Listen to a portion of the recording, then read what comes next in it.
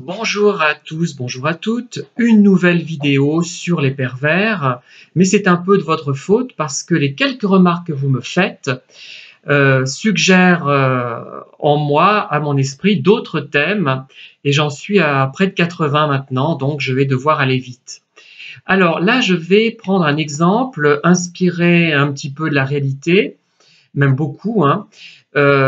Vous savez qu'entre auteurs, on peut être amené à faire relire son manuscrit, son tapuscrit plutôt.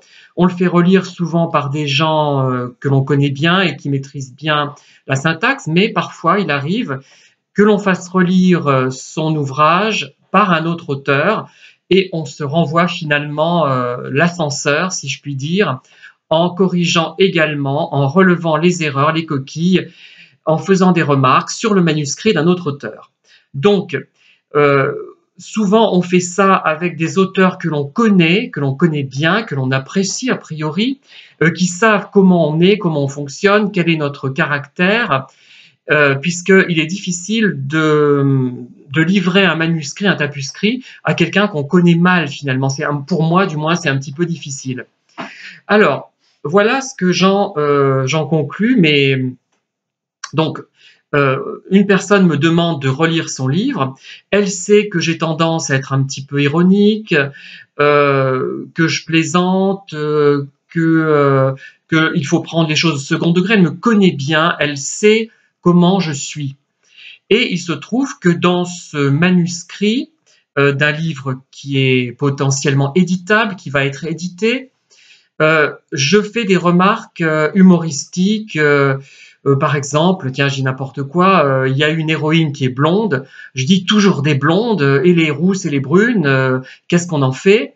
Ou alors, à un moment donné, pour jouer les demoiselles Bigoudi, comme elle sait que cette personne que j'apprécie, Fantomette, la série Fantomette des années 60, 70, 80 et un peu plus tard, je vais faire des corrections comme le ferait Mademoiselle Bigoudi en mettant très bien, bien, etc. Bref, des choses comme ça et aussi des choses sérieuses. Et quand je mets que c'est très bien, c'est sincère, mais bon, voilà.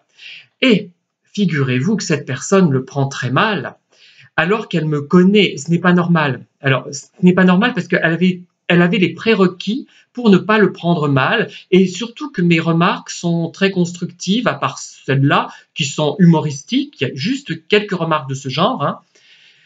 Elle n'aurait pas dû le prendre mal. Ce n'est pas possible. Quelqu'un qui me connaît ne peut pas prendre ça mal.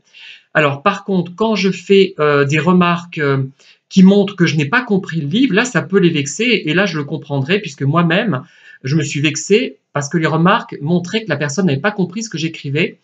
Et après, je me suis vexé sur le moment, mais je me suis remis en cause. C'est-à-dire que je me suis dit, bah, peut-être que la phrase n'était pas claire et que c'est à moi de m'améliorer si on ne comprend pas. Bah, pas toujours, hein, quelquefois. Parce qu'il y a effectivement des lecteurs avec lesquels on ne sera jamais, lecteurs-correcteurs, avec lesquels on ne sera jamais sur la même longueur d'onde. Parce qu'on n'est pas dans le même univers, on ne se comprend pas, on n'a pas la même personnalité, mais là, ce n'est pas le cas. Alors, donc voilà, j'envoie le manuscrit à l'auteur en question, que je connais bien, qui me connaît, qui sait quel est mon caractère, ma manière d'agir, de me comporter, de parler, euh, et je n'obtiens pas de réponse. Ah, une sorte de silence radio, hein. Ça rappelle déjà le silence radio des pervers narcissiques, ça, hein. Pas de réponse, c'est bizarre.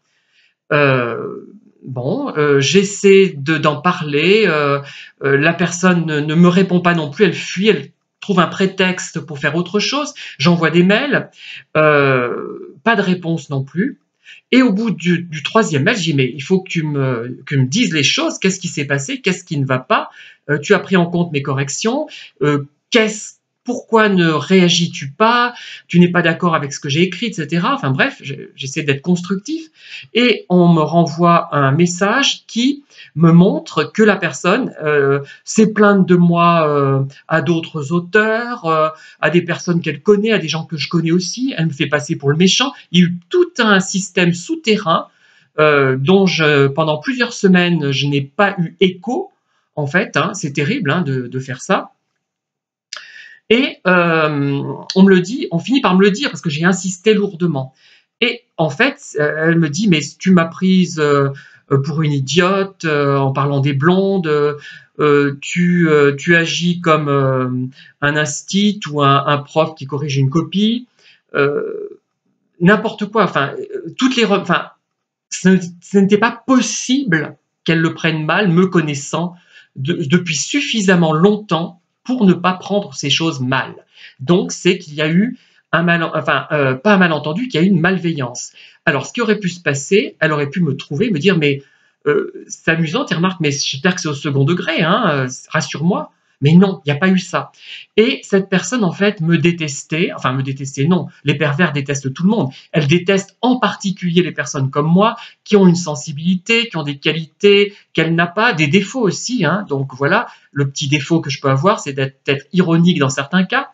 Maintenant, je suis moins depuis cette aventure. Vous allez me dire que si c'était une personne qui, comment expliquer, qui ne me connaissait pas, vers laquelle, vis-à-vis de laquelle je n'avais pas développé ce genre de problème, eh bien, on aurait pu dire, ah bah oui, mais elle l'a mal pris, mais dans ce cas, on vient trouver les gens, on envoie un petit mail, il y a toujours une solution, surtout que c'est une personne qui communique parfaitement bien, qui est très sociable en apparence, du moins, très ouverte, qui va vers les gens, ce n'est pas du tout quelqu'un de réservé ou qui va ruminer, du moins, voilà. Et je la connaissais suffisamment pour ne pas penser cela. Et voilà. Et donc, il y a eu ce silence radio, c'est-à-dire silence radio, qui est un reproche, qui est là pour nous dire finalement, tu n'es pas important, tu n'existes pas, tu vas douter, tu ne vas pas comprendre pourquoi je ne réponds pas, etc.